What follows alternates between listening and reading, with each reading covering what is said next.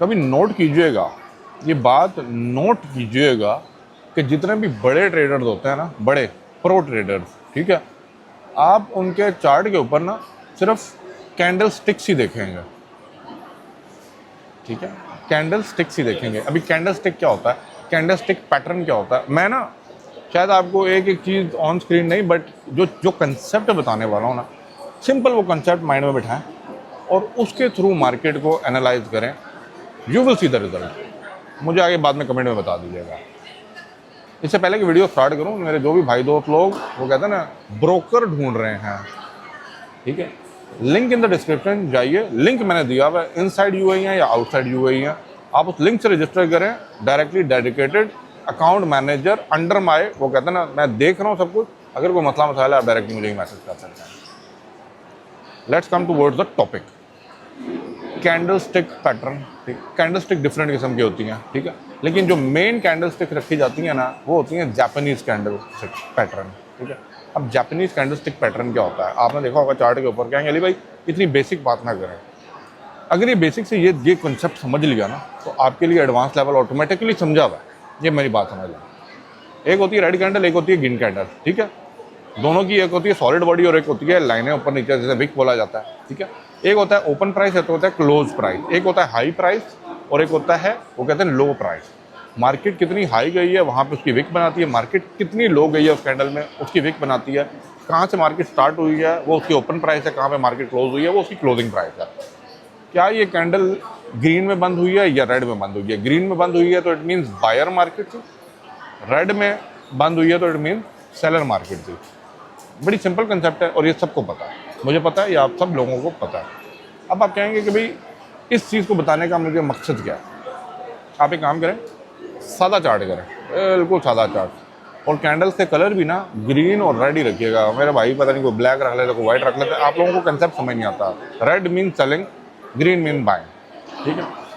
Number 2, price section on the clear chart क्या होता है? प्राइस सेक्शन क्या होता है? देखिए, आपने इस चार्ट पैटर्न के साथ एक ऑप्शन होती है जिसके अंदर ना आप वॉल्यूम देख सकते हैं, मार्केट के अंदर वॉल्यूम कितना है।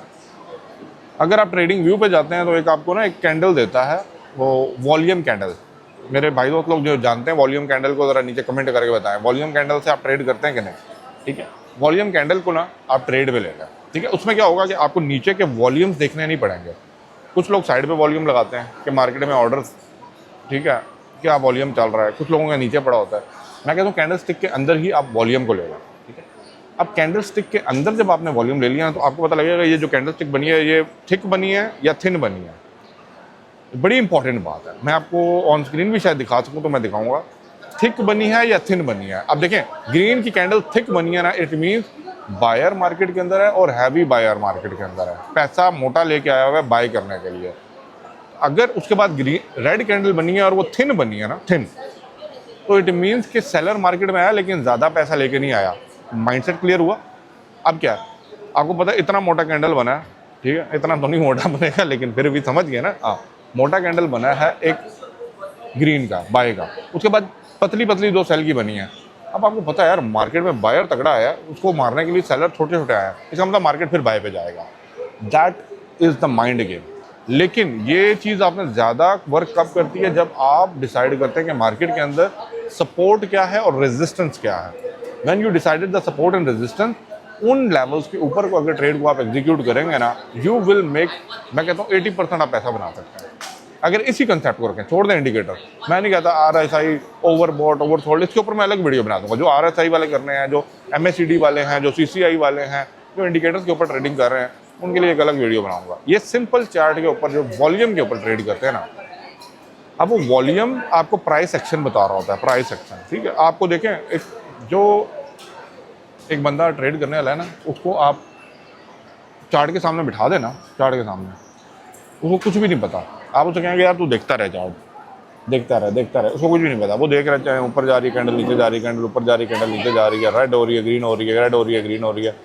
थोड़ी देर बाद आप उससे पूछें कि अब क्या होगा, या 1-2 दिन बाद पूछें अब क्या होगा, उसको कोई एनालिसिस नहीं पता होगा, वो कहेगा ग्रीन होगा, वो कहेगा रेड होगा, और उसकी प्रोबेबिलिटी बहुत अच्छी होगी। मैं नहीं कहता 100% वो ठीक बताएगा, लेकिन 70% वो ठीक बता सकता है, डिपेंडिंग है आपने उसको कितना टाइम दिया स्क्रीन के सामने। यही चीज़ मैं आपसे बात कर रहा हूँ। जब आप माइंड में बैठे होते हैं ना, आपको पता है कि मार्केट स्ट्रक्चर बना रही है, मार्केट स्ट्रक्चर बना रही है, ऊपर बना रही है, नीचे बना रही है, हायर हाई या हायर लो, ठीक है, या लोअर लो लोअर हाई, क्या बना रही है। वो स्ट्रक्चर जब आपको क्लियर हो गया ना, उसके बाद आपने मार्केट का वॉल्यूम कैंडल लेके ना ट्रेड को एग्जीक्यूट करना है। जैसे आपको लगे कि भाई इस वॉल्यूम के अंदर सेलर ज़्यादा घुस गया और बायर नहीं है, तो मार्केट ने डेफिनेटली जो उसका नेक्स्ट रेजिस्टेंस या सपोर्ट लेवल है उधर तक मार्केट मूव करेगी। But please avoid the news timing. News timing के ऊपर भाई मेरे कड़ी स्ट्रेटजी कोई भी नहीं चलती, क्लियर। न्यूज़ टाइमिंग को अवॉइड करें, बाकी आप लोग अपनी मर्जी से करें। बट यस, मुझे लाजमी बताइएगा जो मेरे भाई दोस्त लोग वॉल्यूम कैंडल के साथ या कैंडल विद वॉल्यूम ट्रेड करते हैं विद प्राइस एक्शन, कोई इंडिकेटर की ज़रूरत नहीं है, with price action, simple is that. ये करके देखिएगा और मुझे लाजमी बताइएगा अपना पॉइंट ऑफ व्यू कि आप लोग कैसे देख रहे हैं, क्योंकि मैं चाहता हूँ कि आप लोग खुद सीखिए।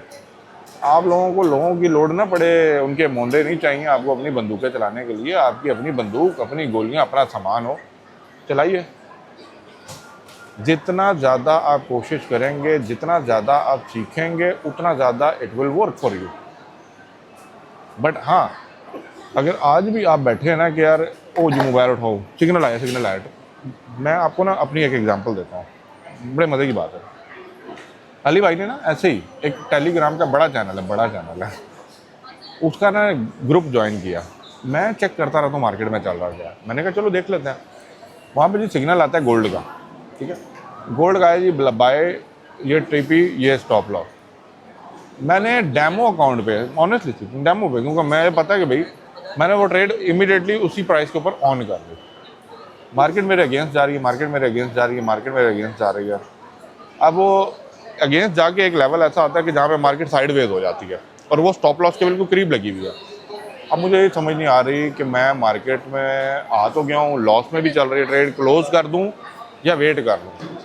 ऑनेस्टली स्पीकिंग, जिस मार्केट प्राइस में मैंने उसको बाय किया था ना, मार्केट उससे तकरीबन जो है ना 80-90 पिप्स जो है ना नीचे आई हुई थी।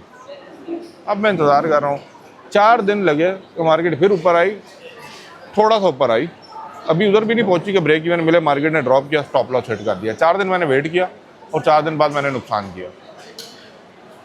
सिग्नल देने वाला सिग्नल दे के निकल जाएगा यार, मैंने इमीडिएट ट्रेड नहीं लगानी। Try to understand when you have the signal, go to the chart, analyse by yourself, go with the volume. Market में वॉल्यूम क्या चल रहा है, मार्केट के सपोर्ट रेजिस्टेंस आपके हिसाब से क्या बन रहा है, सिग्नल वाले के हिसाब से बाद में देखिएगा। When you are satisfied, when you understand या हाँ यहाँ पे समझ आ रहा है, then go ahead and open a trade. Otherwise इंजाम आप भुगतेंगे, जितना कैपिटल है देके जाएंगे और हमेशा की तरह अकाउंट वॉश आउट कर देंगे। वीडियो को लाइक शेयर, चैनल सब्सक्राइब करके जाइएगा, कमेंट लाजमी दीजिएगा, मैं पढ़ता लाऊंगा। Thank you.